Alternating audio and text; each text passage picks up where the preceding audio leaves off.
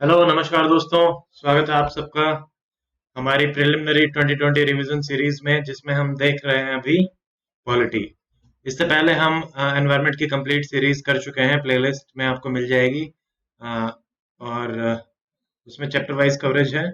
और पॉलिटी में हम चैप्टर 1 और chapter 2 of part 1 already complete कर चुके हैं। और अब ये है हमारा third chapter, salient feature of the Indian constitution. मेरा नाम है डॉक्टर अमित और ये है मेरा YouTube channel doctor Amit academy. And about me, I have given UPSC interview 3 times and I qualified Haryana Civil Services Examination 2019. And I love to teach, so that is why I started this channel. So let us start the next chapter of Indian Constitution, Polity by Lakshmi Kant, Chapter 3, Salient Features of the Constitution. देखिए हमारे संविधान के क्या क्या features हैं वो हमें देखने पड़ेंगे कि बड़ा है, लंबा है, छोटा है, मोटा है, कैसा है। देखो कितने पार्ट है हमारे कॉन्स्टिट्यूशन में, 25। पहले जब बना था तब कितने थे, 22। फिर सेवंथ जो है वो डिलीट किया गया, कौन से अमेंडमेंट से, ये आपको कमेंट सेक्शन में बताना है। वेरी इंपॉर्टेंट क्वेश्चन, ये आ चुका है यूपीएससी। देन उसके बाद ऐड करे गए वेरियस पार्ट्स, जैसे कि 14A, 9A, 9B, and then I think 4A। तो 4 पार्ट आपके ऐड करे गए और एक रिमूव किया गया। 3, 22, 25 हो गए टोटल। ठीक है, ओके। देन नाउ आपके 42nd अमेंडमेंट को मिनी कॉन्स्टिट्यूशन बोला जाता है, क्योंकि इस अमेंडमेंट में बहुत सारे चेंजेस आए थे, वो हम देखेंगे बाद में, पर ये आप ध्यान रखिए। ठीक है, मिनी कॉन्स्टिट्यूशन हमारा लेंथीएस्ट कॉन्स्टिट्यूशन है, लेंथीएस्ट रिटन कॉन्स्टिट्यूशन, बिकॉज हमने सारे की सारी चीजें, चाहे वो सेंटर की फंक्शनिंग हो, स्टेट की फंक्शनिंग हो, सब कुछ इसी में ही बता दिया गया है। सुप्रीम कोर्ट के बारे में भी, यूपीएससी के बारे में भी। So everything is written in our constitution, so इसीलिए हमारा लेंथी बन गया। And also because of geography, history, and ये एक ही है सिंगल, और लॉयर्स ने बनाया था तो उन्होंने अच्छे से ही इसको डिजाइन किया। देन वेरियस सोर्सेज हमारे क्या हैं, देखिए 3 पार्ट हम मान के चलेंगे, structural part of the constitution, philosophical part and political part. तो स्ट्रक्चरल पार्ट तो हमने गवर्नमेंट ऑफ इंडिया एक्ट 1935 से लिया कि फंक्शनिंग, ये सब क्या क्या बनेंगे हमारे कंट्री में, वो सब हमने ये लिया, आर्टिकल्स, पार्ट्स और सारे यूपीएससी और ये जितने भी चीजें हैं, structural part of the constitution है, वो हमारा 1935 से है। फिर है फिलोसॉफिकल पार्ट।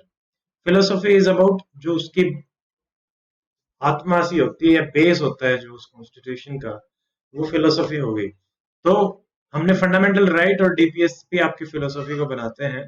तो फंडामेंटल राइट आपके कौन से कॉन्स्टिट्यूशन से लिए हुए हैं, अमेरिकन कॉन्स्टिट्यूशन से, और डीपीएसपी हमने लिया आयरिश कॉन्स्टिट्यूशन से, जबकि आयरलैंड ने कहां से ली थी, स्पेन से। वेरी इंपॉर्टेंट क्वेश्चन आ चुका है। ओके, याद रखना है फंडामेंटल राइट अमेरिका से, क्योंकि वहां के जो बिल ऑफ राइट था अमेरिका का, वहां से हमने फंडामेंटल राइट लिए हैं। Then directive principle of state policy हमारे आयरलैंड से लिए गए हैं, इंग्लैंड से नहीं लिए हमने, ये ध्यान रखना, आयरलैंड से लिए हैं। ठीक है, उन्होंने तो हमारे ऊपर राज किया था, तो हमने कहा कि आयरलैंड के डायरेक्टिव प्रिंसिपल ले लेंगे। देन पॉलिटिकल पार्ट आपका ब्रिटेन का है, क्योंकि पार्लियामेंट्री सिस्टम, ठीक है, bicameral legislature, then prime ministerial form of government. तो ये सारी चीजें हमने कहां से ली हैं, ब्रिटेन से। और हमारा कॉन्स्टिट्यूशन जो है, third point, it is a blend of rigidity and flexibility. ये हम किस बेसिस पे कह रहे हैं, on the basis of amendability. तो आप कुछ ऐसे पार्ट हैं जो बहुत रिजिडली अमेंड होते हैं, और कुछ हैं जो बहुत आराम से भी अमेंड हो जाते हैं। ठीक है, इसके बारे में डिटेल में हम देखेंगे in the chapter amendment of the constitution. कईयों में जैसे स्टेट्स का भी पार्ट चाहिए होता है, ठीक है, आधे स्टेट्स का, जैसे जीएसटी था, कॉन्स्टिट्यूशनल अमेंडमेंट एक्ट था, तो कॉन्स्टिट्यूशनल अमेंडमेंट में कुछ रिजिड, मतलब वो वाला था कि भाई स्टेट्स, हाफ स्टेट जब तक रेक्टिफाई नहीं करेंगे तब तक ये नहीं माना जाएगा। देन हमारा कॉन्स्टिट्यूशन फेडरल है विद यूनिटरी बायस। फेडरल मतलब यूनियन है, स्टेट्स हैं, स्टेट्स यूनियन के पार्ट होते हैं, ये मिलके बनाते हैं, बट स्टेट की अपनी एग्जिस्टेंस है, यूनियन की अपनी एग्जिस्टेंस है। स्टिल ज्यादा जो टिल्ट है हमारा वो किसकी तरफ है, यूनियन की तरफ। इमरजेंसी प्रोविजन, सिटीजनशिप, और ये सब कुछ जो है आपका यूनियन के ही तरफ आता है। ठीक है, तो यूनियन कंट्रोल ले सकती है स्टेट के ऊपर इन सर्टेन सर्कमस्टांसेस, और यूनियन को ही कॉन्स्टिट्यूशन को अमेंड करने का अधिकार दिया गया है। जबकि और आपका यूएसए का कॉन्स्टिट्यूशन है वो फेडरल है, ऑलमोस्ट कंप्लीटली फेडरल, उसमें स्टेट्स का सेपरेट है और फेडरल उनका कॉन्स्टिट्यूशन सेपरेट है। ठीक है, देन फीचर्स हम देखें तो हमारे फेडरल फीचर्स क्या है हमारे इसके, अपना कॉन्स्टिट्यूशन रिटन कॉन्स्टिट्यूशन है। ठीक है, ये फेडरल फीचर हो गया। देखो, federalism is basically division of power, it can be horizontal and it can be vertical. ठीक है, और रिटर्न जो आपका फीचर है वो फेडरल को ही दिखाएगा। दो गवर्नमेंट, सेंटर स्टेट, ठीक है, और separation of power between legislature, executive and judiciary, आपका सेपरेशन ऑफ पावर अच्छे से दिया गया है। रिजिड है, सुप्रीम है, जुडिशरी हमारी इंडिपेंडेंट है और बायकैमरल है। ठीक है, तो दीज आर द फीचर जो हमारे दिखा रहे हैं कि भाई फेडरल है। बट देन यूनिटरी फीचर्स कौन कौन से हैं? एक ही कॉन्स्टिट्यूशन है, सिटीजनशिप के एक्ट भी सेंटर डिसाइड करता है, इमरजेंसी भी सेंटर डिसाइड करता है। कुछ फीचर्स आपके फ्लेक्सिबल हैं। हमारी जुडिशरी इंटीग्रेटेड जुडिशरी है, मतलब नीचे से लेके ऊपर तक district court, high court, supreme court, ऐसे हम चलते हैं। ठीक है, तो ये यूनिटरी फीचर है, एक हो गया ना। देन गवर्नर जो आपका है वो सेंट्रल स्टेट के बीच की कड़ी है, तो ये भी एक यूनिटरी को ही दिखाता है। Then all India service appoint तो सेंटर करता है, बट स्टेट्स में काम करती हैं, तो काइंड ऑफ सेंटर का ही कंट्रोल यहाँ पे रह रहा है, तो ये भी एक यूनिटरी का फीचर है। देन ग्रेवल एस्टिन एक बड़े ही पॉलिटिकल एनालिस्ट थे, उन्होंने कहा था कि Indian constitution is cooperative federalism, मतलब स्टेट्स और सेंटर दोनों मिलके मिलजुल के अच्छे से रह रहे हैं। देन फिफ्थ हमारा है parliamentary form of government, Westminster model इसको हम बोलते हैं। ठीक है, हमारे लोकसभा है, राज्यसभा है, एंड यही मॉडल ऑफ गवर्नमेंट क्या कहलाता है? Parliamentary form of government. Then parliamentary sovereignty है हमारे, पार्लियामेंट ने कुछ बना दिया, that is absolute, but it is not complete. जो ब्रिटेन में है, ब्रिटेन में पार्लियामेंट्री सोवरेनिटी कंप्लीट है, जो लिख दिया वो लिख दिया। जबकि इंडिया में जो पार्लियामेंट्री सोवरेनिटी है, इट इज नॉट एब्सोल्यूट, क्योंकि सुप्रीम कोर्ट में जाके आप उसको रिव्यू करा सकते हैं, so judicial review. So we have what, point number 7, judicial supremacy, और सुप्रीम कोर्ट ही है आपका गार्जियन ऑफ द कॉन्स्टिट्यूशन। ठीक है, और ये सवाल आ चुका है यूपीएससी में 2-3 साल पहले। Then integrated and independent judiciary, though integrated but independent. Then supreme court जो है आपका guarantor of fundamental right and guardian of the constitution, ये आ चुका है। गारंटर ऑफ फंडामेंटल राइट भी आपको ध्यान रखना, क्योंकि फंडामेंटल राइट वायलेट होने पे you can go directly to the Supreme Court under article 32, which is also called as heart of the constitution, right to remedy. Okay, then ninth जो silent feature है वो हमारे फंडामेंटल राइट्स, जो part 3 में आते हैं। 6 फंडामेंटल राइट है हमारे पास, इनको हम डिटेल में देखेंगे फंडामेंटल राइट वाले चैप्टर में। तो ये क्या दिखाते हैं? आपकी पॉलिटिकल डेमोक्रेसी, ये सवाल बहुत ही इंपॉर्टेंट है। Political democracy, fundamental right, socio economical democracy, DPSP. Political democracy मतलब ये पॉलिटिकल टाइप के राइट हो गए, तो इसलिए, but these are not absolute right. देखिए, कोई भी राइट है ना आपका, वो एब्सोल्यूट नहीं है, स्टेट जब चाहे ले सकता है। ठीक है, बट नॉर्मली लेता नहीं है, बिकॉज आपका फंडामेंटल राइट और डीपीएसपी के बीच में आपको जो है वो बैलेंस बना के चलना होता है। स्टेट कुछ भी नहीं कर सकता मन चाहा वो, ये बैलेंस बना के अगर आप चलोगे तो आप अमेंड कर सकते हो। बट अगर ये बैलेंस बिगड़ गया तो आपका वो जो आपने राइट हटाया है उसको खत्म कर दिया जाएगा अंडर जुडिशियल रिव्यू, अवॉइड कर दिया जाएगा। क्योंकि फंडामेंटल राइट और डीपीएसपी के बीच का बैलेंस हमारा क्या है? Basic structure. ये किससे आया था? हमारा केशवानंदन भारती केस, सॉरी उसके बाद मिनर्वा मिल केस से। ठीक है, तो हमारे डीपीएसपी पार्ट 4 में आते हैं। डीपीएसपी हमारे बेसिकली 3 टाइप के हैं।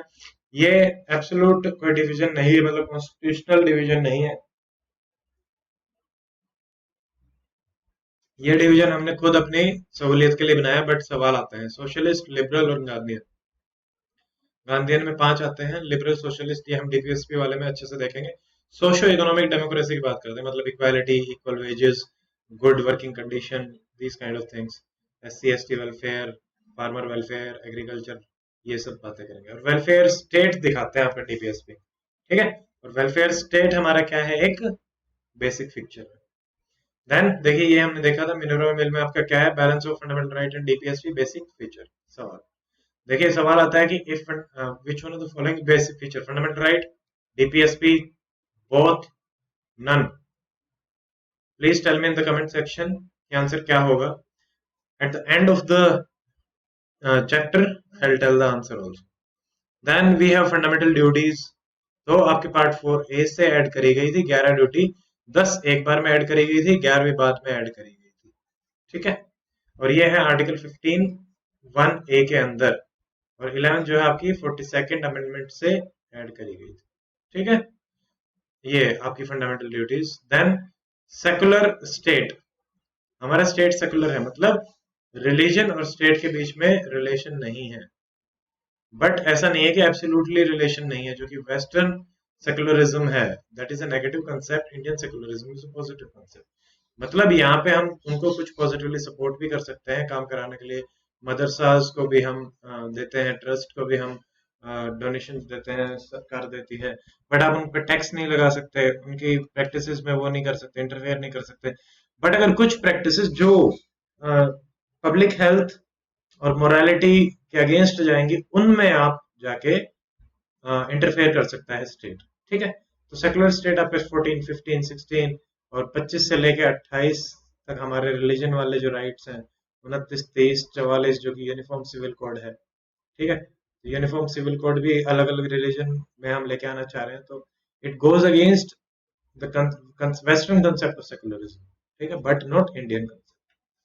Then we have universal adult franchise, सब वोट करेंगे 18 से ऊपर। देखो, ये एज पहले 21 थी, 61st अमेंडमेंट से इसको 18 लाया गया। ये सवाल इंपॉर्टेंट है, ये आपको ध्यान रखना है, 61st amendment. Then we have single citizenship, ऐसा नहीं है कि आप स्टेट के भी सिटीजन हैं और इंडिया के भी, जो कि यूएसए में होता है, तो ऐसा हमारे यहाँ नहीं होता, ठीक है। हमारे एक ही सिटीजनशिप होती है, and that is Indian citizenship. 15th we have some independent bodies, जैसे कि इलेक्शन कमीशन, यूपीएससी, कैग, जो अपना काम करते हैं। उनको अपॉइंटमेंट से रिलेटेड, टेन्योर से रिलेटेड और सैलरी से रिलेटेड और रिमूवल से रिलेटेड इंडिपेंडेंस दी गई है, तो इसीलिए वो इंडिपेंडेंटली काम करते हैं। देन हमारे कॉन्स्टिट्यूशन में इमरजेंसी प्रोविजंस हैं, 3 टाइप की आपकी इमरजेंसी हैं, to safeguard sovereignty, integrity and security of our country. तो 3 कौन कौन सी है हमारी, external emergency, internal emergency and financial emergency.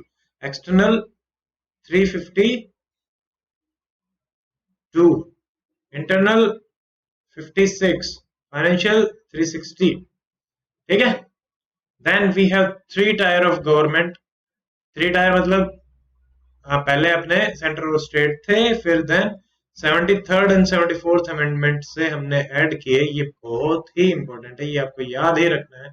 Part 9 add किया गया, schedule 11, part 9A, schedule 12, 73rd is for PRI, 74th is for ULB, Panchayati Raj institution, urban local bodies. ये आपको ध्यान रखना है, part 9, part 9A, schedule 11, schedule 12, ठीक है।